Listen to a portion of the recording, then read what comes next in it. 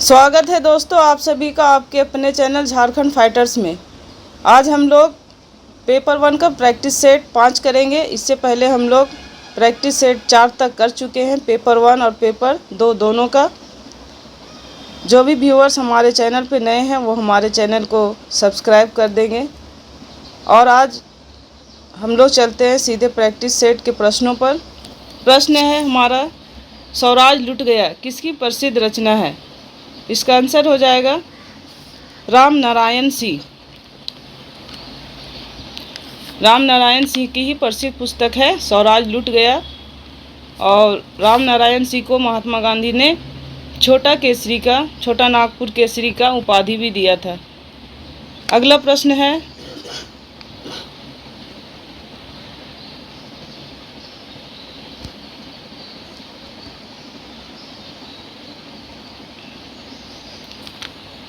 इनमें से किस जिले में जतरा भगत का जन्म हुआ था? तो जतरा भगत का जन्म गुमला में हुआ था। इसका आंसर हो जाएगा गुमला।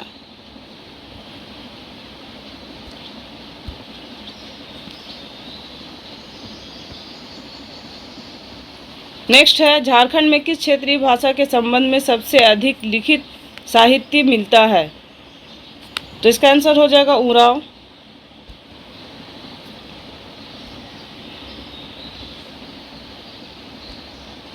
अगला प्रश्न है, निम्नलिखित में से किस वाद्य यंत्र को झारखंड का वायलिन कहते हैं?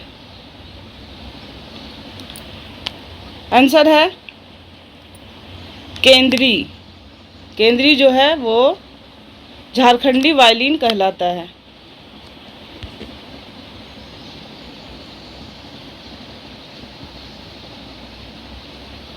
नेक्स्ट है, इनमें से किस मंदिर का निर्माण ठाकुर एनी शाह ने कराया? तो ठाकुर एनी शाह ने जगन्नाथ मंदिर जो रांची में है उसका निर्माण करवाया था। आंसर है जगन्नाथ मंदिर रांची। नेक्स्ट है, झारखंड के प्रथम मंत्रिमंडल के कल्याण मंत्रालय किनके पास था? तो किनके पास था? तो अर्जुन मुंडा के पास था। इसका आंसर हो जाएगा option number B, Arjun Munda.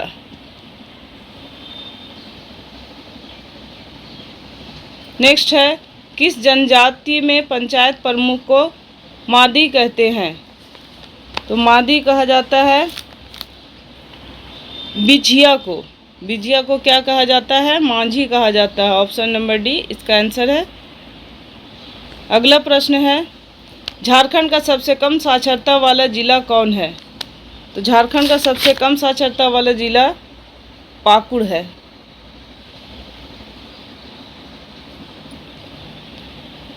अगला प्रश्न है, गुंगाझत जलप्रपात कहाँ स्थित है? तो इसका आंसर हो जाएगा गढ़वा। गढ़वा में ही गुंगाझत जलप्रपात स्थित है। अगला प्रश्न है, दक्षिण पश्चिमी सीमांत एजेंसी की स्थापना कब हुई थी? तो दक्षिणी पश्चिमी सीमांत एजेंसी की स्थापना 1834 ईस्वी में हुई थी। आंसर है ऑप्शन नंबर डी 1834।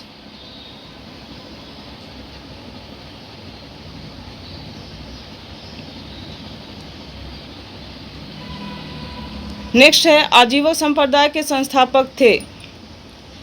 तो आजीवक संप्रदाय के संस्थापक थे उपाली।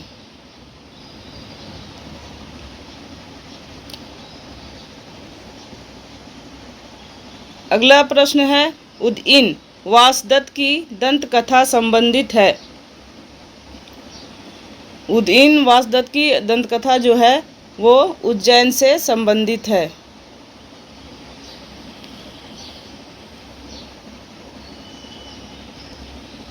नेक्स्ट है, मालवा गुजरात एवं महाराष्ट्र किस शासक ने पहली बार जीता? तो मालवा गुजरात एवं महाराष्ट्र को किस शासक ने पहली बार जीता है? तो इसे चंद्रगुप्त मौर्य ने पहली बार जीता है।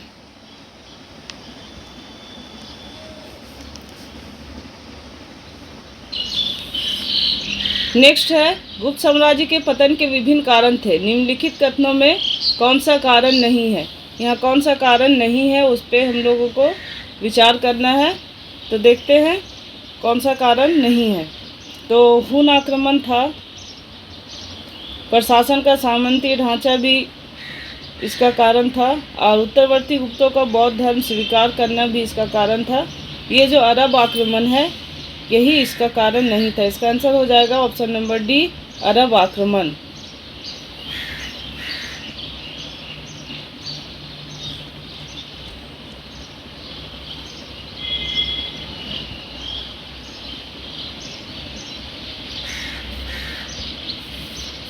नेक्स्ट है, विशाखा दत्त के प्राचीन भारतीय नाटक मुद्रा राक्षस की विषय वस्तु है।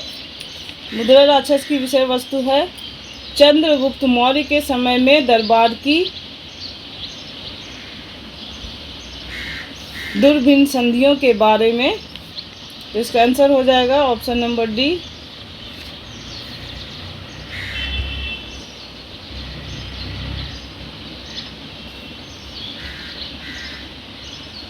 अगला प्रश्न जो है वो सूची है जो दूसरे सूची में सुमेलित करने का है कूटों के साथ। तो सूची 1 में है जियाउद्दीन बर्नी ने कौन सी किताब लिखी है। तो जियाउद्दीन बर्नी ने तारीख़े फिरोज शाही लिखी है।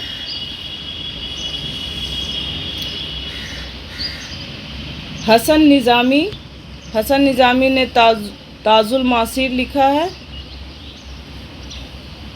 मिनहाजुस सिराज ने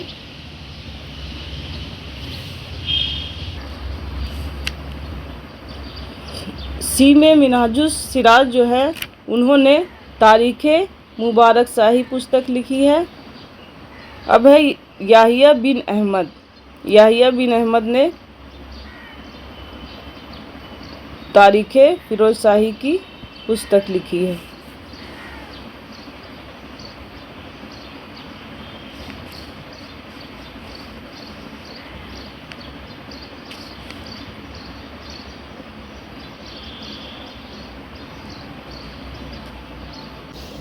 नेक्स्ट है सूची 1 को सूची 2 में सम्मिलित कीजिए तथा नीचे दिए गए कुट से सही उत्तर चुनिए।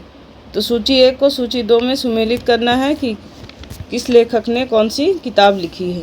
तो जियाउद्दीन बर्नी ने तारीख़े फिरोज शाही लिखी है। हसन निज़ामी ने ताजुल मासीर लिखा है। मिनहाजुस सिराज ने तबकात नासिरी लिखी है। याहिया बिन अहमद ने तारीख़े मुबारक शाही लिखी है। तो इसका आंसर हो जाएगा दोस्तों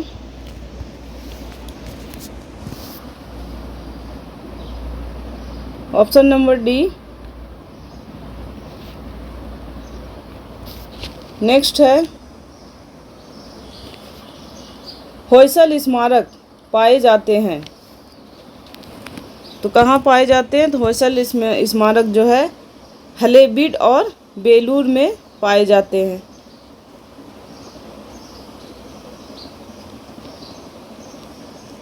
नेक्स्ट है बाबर ने सर्वप्रथम पातशाह की पदवी धारण की थी।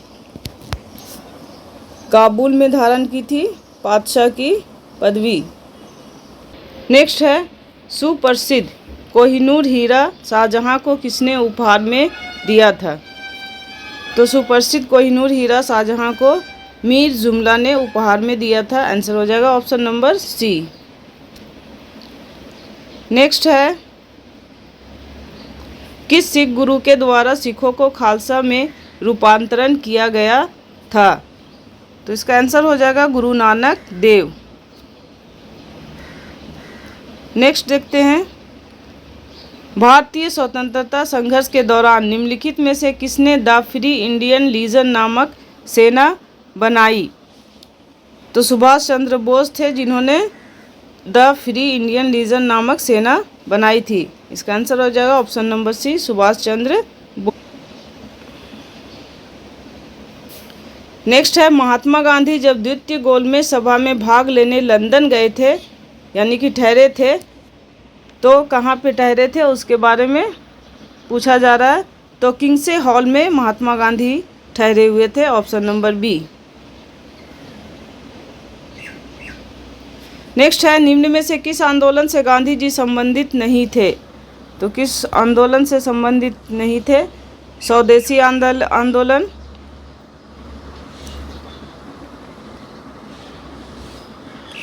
खिलाफत आंदोलन, व्यक्तिक सत्याग्रह आंदोलन, भारत छोड़ो आंदोलन। तो इनके साथ संबंधित थे, खिलाफत के साथ, व्यक्तिक सत्याग्रह आंदोलन से थे, भारत छोड़ो आंदोलन से थे। इसका आंसर हो जाएगा दोस्तों ऑप्शन नंबर ए, स्वदेशी आंदोलन।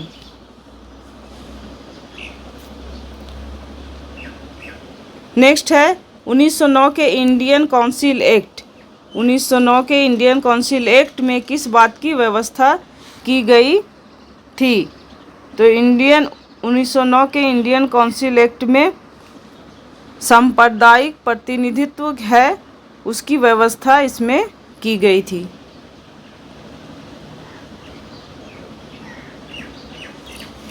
नेक्स्ट है, निम्नलिखित में से कौन लगातार 6 वर्ष तक भारतीय राष्ट्रीय कांग्रेस का अध्यक्ष था? तो लगातार पूछ रहा है यहाँ पे, तो लगातार थे Abul Kalam Azad, option number B.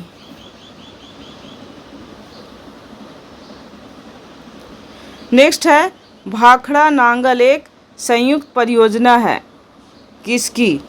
तो ये हो जाएगा आपका हरियाणा, पंजाब, राजस्थान की, ऑप्शन नंबर ए इसका आंसर है।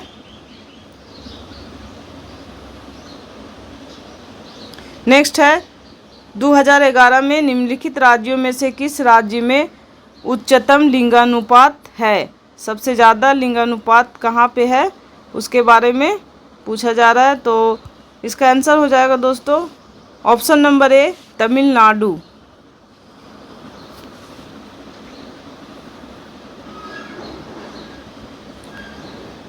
नेक्स्ट है, निम्नलिखित नदियों पर विचार कीजिए।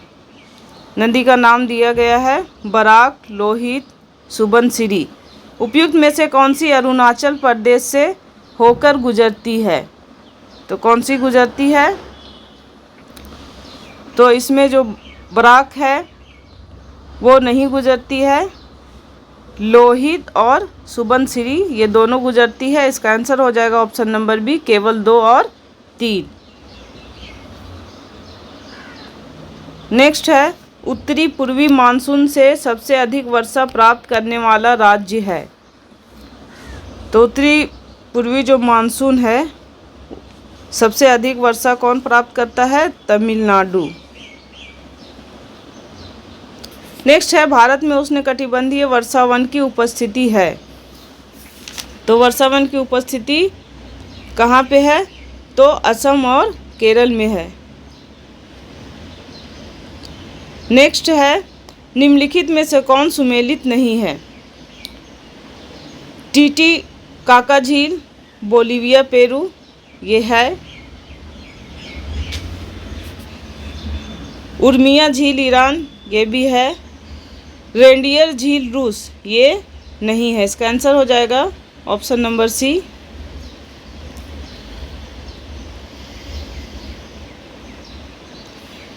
नेक्स्ट है, संयुक्त राज्य अमेरिका के मध्य मैदानों पर चीनुक हवाओं का क्या प्रभाव पड़ता है?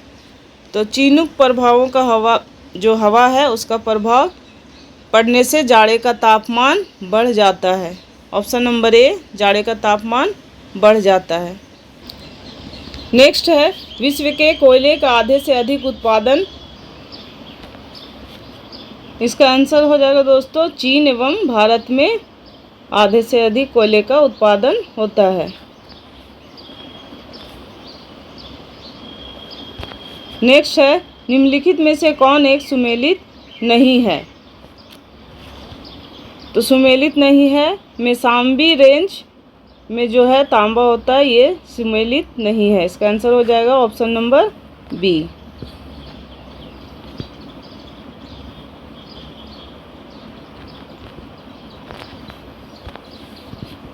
नेक्स्ट है, जनसंख्या के संदर्भ में निम्न वर्षों में से किस एक को महान विभाजन का वर्ष कहा गया है? क्या पूछा है? महान विभाजन का वर्ष, जिसके पश्चात भारत की जनसंख्या में निरंतर तथा त्वरित वृद्धि दर्ज की गई है। तो किस वर्ष को कहा गया है? तो 1921। 1921 के बाद जनसंख्या में निरंतर वृद्धि दर्ज की गई है। नेक्स्ट है, यह कथन किसका है? प्रशासन इच्छित लक्ष्यों की प्राप्ति के लिए मानवीय एवं मौलिक संसाधनों का संगठन एवं निर्देशन है। तो इसका आंसर है फीफनर। फीफनर जो है उन्हीं का ये कथन है कि प्रशासन इच्छित लक्ष्यों की प्राप्ति के लिए मानवीय तथा मौलिक संसाधनों का संगठन एवं निर्देशन है। नेक्स्ट है, पोस्ट कॉर्ड सिद्धांत में निम्नलिखित में से कौन सा सही नहीं है? तो ये जो सीमांकन है ये पोस्ट कॉर्ड का सिद्धांत में सही नहीं है।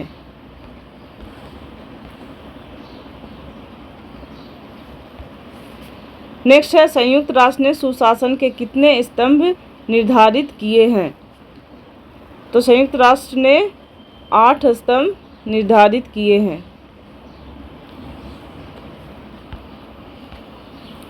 नेक्स्ट है, उमंग ऐप का पूरा नाम क्या है?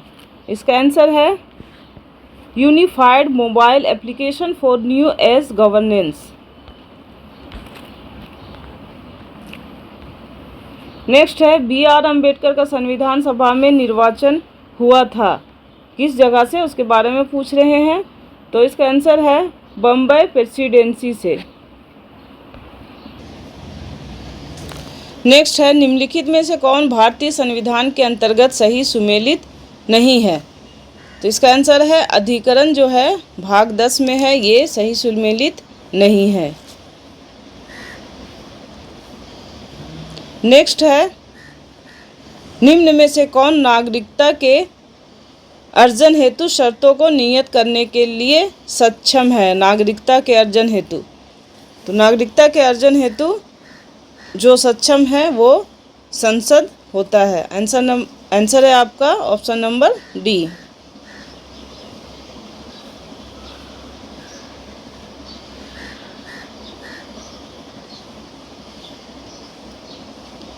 नेक्स्ट है, एक नागरिक के मूल कर्तव्यों में निम्न में से कौन सा कर्तव्य सम्मिलित? भारतीय संविधान के जो भाग का हैं उसमें अस्पृश्यता मिटाने का प्रयास करें, ये शामिल नहीं किया गया है। तो इसका आंसर हो जाएगा ऑप्शन नंबर सी, अस्पृश्यता मिटाने की ओर प्रयास करें, ये शामिल नहीं किया गया है। नेक्स्ट है, भारतीय संविधान के 73वें संशोधन के संदर्भ में निम्नलिखित में से कौन सा कथन सही है? उसके बारे में जवाब देना है। तो यहाँ ऑप्शन दिया गया, इनमें से पंचायतों को स्वशासन की संस्था स्वीकार किया गया। क्वेश्चन में पूछा गया है जो कि संविधान के 73वें संशोधन के संदर्भ में कौन सा कथन सही है? तो ये कथन आपका जो है इसमें पंचायतों को स्वशासन की संस्था स्वीकार किया गया, ये सही है। दूसरा है, इसमें शहरी स्थानीय सरकार को स्वशासन की संस्था स्वीकार किया गया है, ये आपका सही नहीं है। इसलिए आंसर हो जाएगा ऑप्शन नंबर सी, केवल एक। निम्नलिखित में से कौन पंचायतों की वित्तीय स्थिति का पुनर्विलोकन करने के लिए वित्त आयोग का गठन करता है? तो इसका आंसर हो जाएगा संबंधित राज्य का राज्यपाल। नेक्स्ट है, मिश्रित अर्थव्यवस्था का अर्थ है। तो मिश्रित अर्थव्यवस्था का अर्थ है जहां राष्ट्रीय अर्थव्यवस्था में सार्वजनिक क्षेत्र के साथ साथ निजी क्षेत्र भी विद्यमान हों। नेक्स्ट है, भारतीय अर्थव्यवस्था की विशेषता है कृषि की प्रधानता, ये तो है। उद्योग की प्रधानता, उद्योग की प्रधानता नहीं है क्योंकि हमारी अर्थव्यवस्था जो है विकासशील अर्थव्यवस्था है, विकसित नहीं है। विकसित अर्थव्यवस्था की विशेषता होती है उद्योग की प्रधानता। न्यून प्रति व्यक्ति आय है, वृहद बेरोजगारी भी है, इसलिए इसका आंसर हो जाएगा ऑप्शन नंबर डी, 1, 3 और 4। नेक्स्ट है, निम्न में से कौन सा एक आर्थिक वृद्धि का परिचायक है? आर्थिक वृद्धि का परिचायक क्या हो सकता है? तो इसका आंसर देखते हैं। ऑप्शन नंबर बी, वास्तविक प्रति व्यक्ति आय में सुस्थिर वृद्धि। नेक्स्ट है, वर्तमान में भारत की योजनाओं के सार्वजनिक आय व्यय हेतु अधिकतम साधन कहाँ से जुटाए जाते हैं। सार्वजनिक व्यय हेतु पूछ रहा है, अधिकतम साधन कहाँ से जुटाए जाते हैं। तो इसका आंसर हो जाएगा ऋण से। ऋण लेकर हम लोग सार्वजनिक व्यय करते हैं। नेक्स्ट है, भारत में इनमें से कौन योजना आयोग का उपाध्यक्ष नहीं रहे हैं। तो योजना आयोग के उपाध्यक्ष नहीं रहे हैं पी चिदम्बरम। नेक्स्ट है, किस पंचवर्षीय योजना के अंतर्गत समाज के समाजवादी दोनों की स्थापना का संकल्प लिया गया था। तो किस पंचवर्षीय योजना में, तो इसका आंसर हो जाएगा द्वितीय पंचवर्षीय योजना में। नेक्स्ट है, प्लान्ड इकोनॉमी फॉर इंडिया पुस्तक के लेखक कौन है। प्लान्ड इकोनॉमी फॉर इंडिया पुस्तक के लेखक हैं एम विश्वेश्वरैया।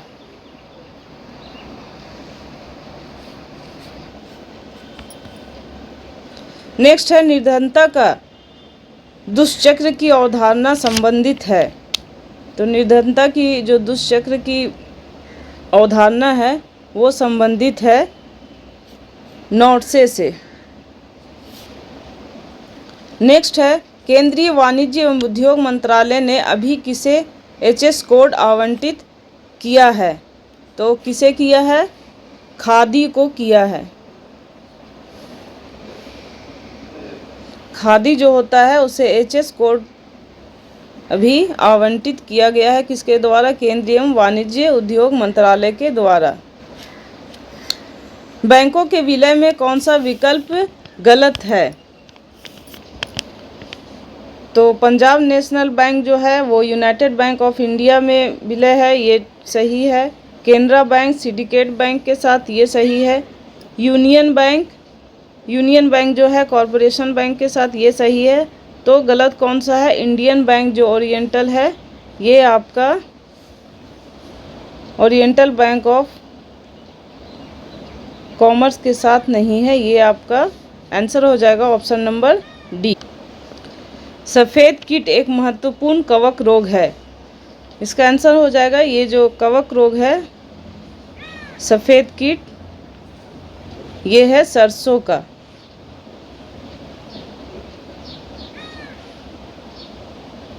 नेक्स्ट है, रेडियो एक्टिविटी का आविष्कार किया था। तो रेडियो एक्टिविटी का आविष्कार बैकुरल ने किया था। नेक्स्ट है, रेडियो एक्टिविटी मापी जाती है। तो रेडियो एक्टिविटी मापी जाती है गाइगर काउंटर।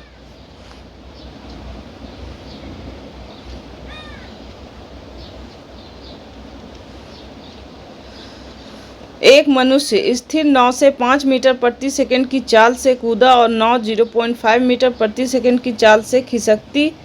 बताएं कि नाव का द्रव्यमान मनुष्य के द्रव्यमान का कितना गुना है। तो इसका आंसर हो जाएगा 10 गुना। नेक्स्ट है, सूखा सहिष्णुता से संबोधित हार्मोन है। तो ये जो सूखा सहिष्णुता है ये एबासिसिक अम्ल है। नेक्स्ट है, एक वर्णांध पुरुष एक सामान्य महिला से विवाह करता है, वर्णांध के लक्षण उत्पन्न होंगे उसके किस में, वो पूछ रहा है।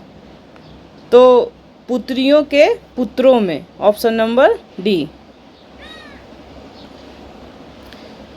अब नेक्स्ट है, सूची 1 को सूची 2 के साथ सुमेलित कीजिए और सूचियों के नीचे दिए गए कूट का प्रयोग कर सही उत्तर को चुनना है।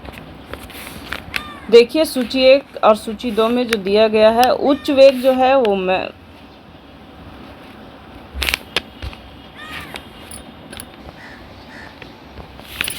उच्च वेग को प्रदर्शित करने के लिए हम लोग मैक का प्रयोग करते हैं। तरंग दैर्घ्य को मापने के लिए हम लोग एंगस्ट्रम का उपयोग करते हैं। दाब का जो मात्रक है वो पास्कल है, ऊर्जा का मात्रक जूल है।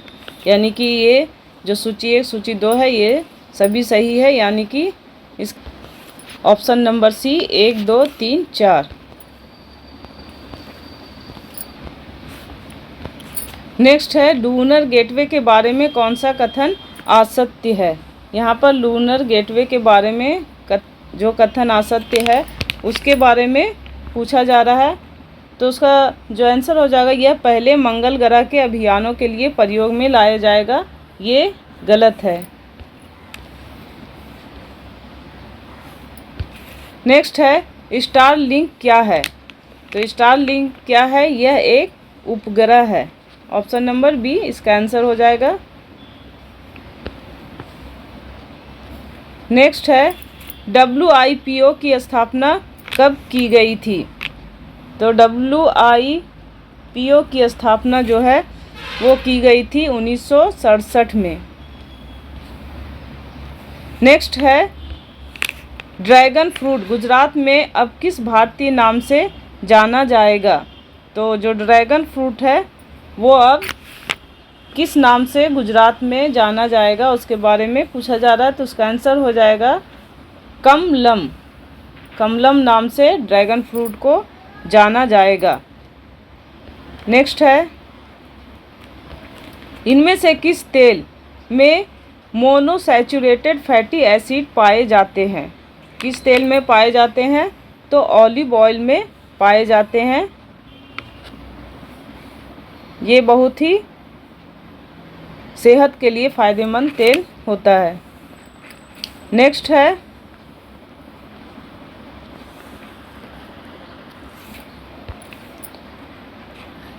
फाल्कन 9 रॉकेट किसके द्वारा निर्मित किया गया है। आंसर है स्पेस एक्स। नेक्स्ट है भारत में एकमात्र अनुमति प्राप्त GM फसल कौन है। GM फसल के बारे में पूछ रहा है कि जिसको अनुमति मिल गई है वो कौन सी है। तो वो हो जाएगी कपास। नेक्स्ट है मैग्नीशियम के जलाने पर क्या बनता है। तो मैग्नीशियम के जलाने पर बनता है भस्म। मैग्नीशियम को जब हम लोग जला देंगे तो वो भस्म बनेगा। नेक्स्ट है विश्व सुनामी जागरूकता दिवस किस दिन मनाया जाता है। तो जो विश्व सुनामी जागरूकता दिवस है वो 5 नवंबर को मनाया जाता है। नेक्स्ट है हाल ही में अमेरिकी computer engineer William Kirk English का निधन हो गया। वे किस डिवाइस के सह आविष्कारक थे। तो वो किस डिवाइस के सह आविष्कारक थे। तो माउस के थे जो हम लोग यूज़ करते हैं। नेक्स्ट है हाल ही में किस देश में 1300 वर्ष पुराना भगवान विष्णु का मंदिर खोजा गया है। तो पाकिस्तान में ये खोजा गया है। इसका आंसर हो जाएगा option number A Pakistan. Next है 185 बिलियन डॉलर के साथ जनवरी 2020 में कौन व्यक्ति विश्व का सबसे अमीर व्यक्ति बन गया है। तो ये 2020 का है, 20 के समय का डाटा इसमें पूछा गया है। तो 20 में बने थे एलन मस्क। नेक्स्ट है क्रिकेट मैच के तीनों प्रारूप में 100 मैच खेलने वाले विश्व के पहले खिलाड़ी कौन बन गए हैं। तो विश्व के पहले खिलाड़ी बने हैं रॉस टेलर। हाल ही में किसे मलेशिया का नया प्रधानमंत्री चुना गया है। ये नेक्स्ट है डॉक्टर टेसी थॉमस का संबंध किस संस्थान से है। इसका आंसर है DRDO। उसका संबंध किससे है। डॉक्टर टेसी थॉमस का संबंध DRDO से है। नेक्स्ट है हाल ही में जारी वैश्विक जोखिम सूचकांक 2020 में भारत का स्थान क्या है। ये 20 का डाटा है। तो 20 में वैश्विक सूचकांक में भारत का क्या स्थान था उसके बारे में पूछा गया। आप लोग इसे 24 के संदर्भ में पढ़ेंगे।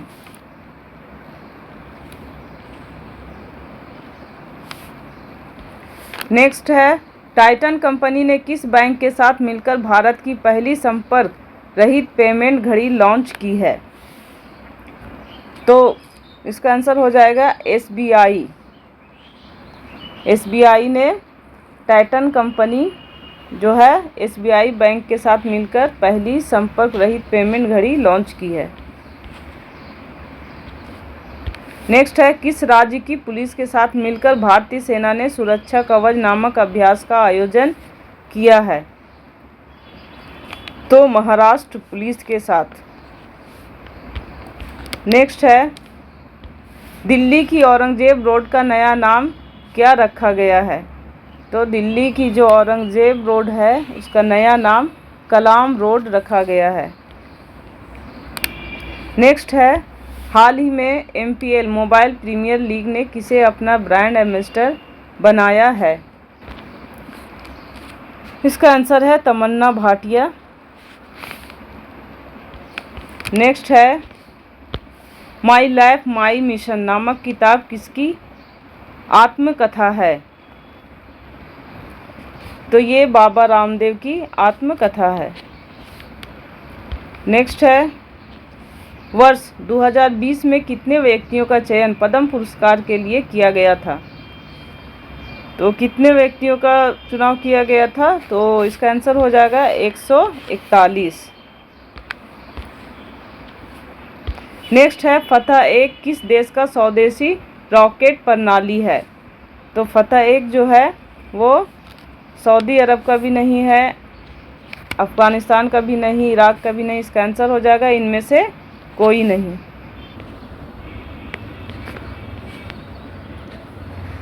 नेक्स्ट है, IDA की स्थापना कब हुई थी? तो IDA की स्थापना दोस्तों 1960 में हुई थी। नेक्स्ट है, राष्ट्रीय शेयर बाजार की स्थापना की संस्तुति 1991 में किस समिति ने की थी? तो फेरवानी समिति ने इसकी संस्तुति की थी। ऑप्शन नंबर B इसका आंसर है। नेक्स्ट, S विजयलक्ष्मी का संबंध किस खेल से है? तो S विजयलक्ष्मी का संबंध चेस खेल से है। नेक्स्ट है, राष्ट्रीय गणित दिवस कब मनाया जाता है? राष्ट्रीय गणित दिवस 22 दिसंबर को मनाया जाता है। इनमें से किस महिला को सर्वप्रथम भारत रत्न मिला था? तो भारत रत्न इंदिरा गांधी को सर्वप्रथम मिला था। नेक्स्ट है, शार्ली एब्दो क्या है? शार्ली एब्दो एक व्यंग्य अखबार है। नेक्स्ट है, ताइवान की राजधानी कहाँ स्थित है? तो ताइवान की राजधानी ताइपे में स्थित है। नेक्स्ट है, NDRF के नए महानिदेशक कौन हैं? तो NDRF के नए महानिदेशक जो हैं वो SN प्रधान हैं।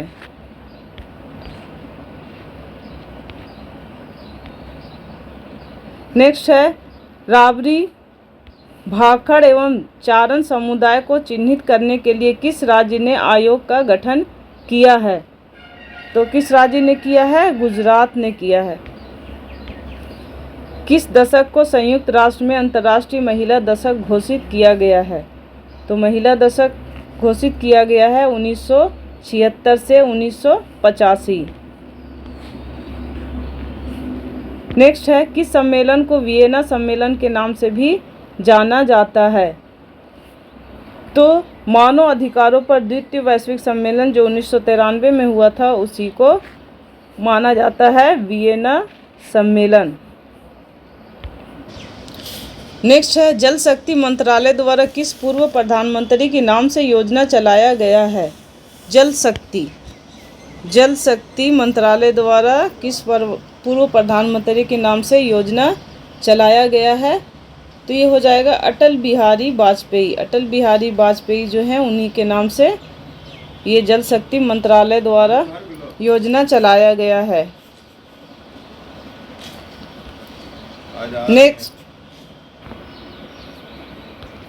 नेक्स्ट है नमामि गंगे कार्यक्रम किस वर्ष शुरू किया गया। तो नमामि गंगे कार्यक्रम जो है वो शुरू किया गया है 2014 में, ऑप्शन नंबर बी। नेक्स्ट है निम्नलिखित में से कौन सा सुमेलित नहीं। ये टाइगर रिजर्व है और राज्य का नाम दिया गया है। तो अमराबाद टाइगर रिजर्व जो है तेलंगाना में है, ये सही है। अमराबाद टाइगर रिजर्व तेलंगाना में है, ये सही है। फिर है पखुई टाइगर रिजर्व जो अरुणाचल में है, ये सही है। ओरंग टाइगर रिजर्व असम में है, ये भी सही है। लेकिन सरिस्का टाइगर रिजर्व पश्चिम बंगाल में नहीं है। ये आपका आंसर हो जाएगा option number. Sariska tiger reserve जो है वो आपका है राजस्थान में। कहाँ पे है? पश्चिम बंगाल में ना होकर राजस्थान में है।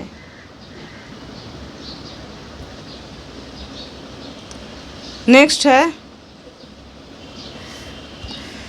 डार्विन सिद्धांत का संबंध निम्नलिखित में से किससे है। तो डार्विन जो सिद्धांत है वो जल संरक्षण से संबंधित है। तो दोस्तों आज का सेशन यहीं पे समाप्त होता है। आज हम लोगों ने 100 क्वेश्चन पेपर 1 से जो सेट नंबर 5 था उससे हम लोगों ने किया है। अगले सेशन में हम लोग पेपर 2 का 5वां सेट देखेंगे। इसी तरह हमारा जो सेट प्रैक्टिस है वो जारी रहेगा और हम लोग दूसरे सेट का भी प्रैक्टिस करवाएंगे जैसे शिवांगन वगैरह का। और हमारे चैनल पे जितने भी व्यूवर्स नए हैं वो हमारे चैनल को सब्सक्राइब कर देंगे। और हमारा सेशन अच्छा लगा हो तो लाइक ज़रूर करें और दोस्तों में भी शेयर करेंगे ताकि दूसरे दोस्त भी इससे फ़ायदा उठा सकें। फिर मिलेंगे हम लोग अगले सेशन में 5वां प्रैक्टिस सेट को लेकर। तब तक के लिए धन्यवाद।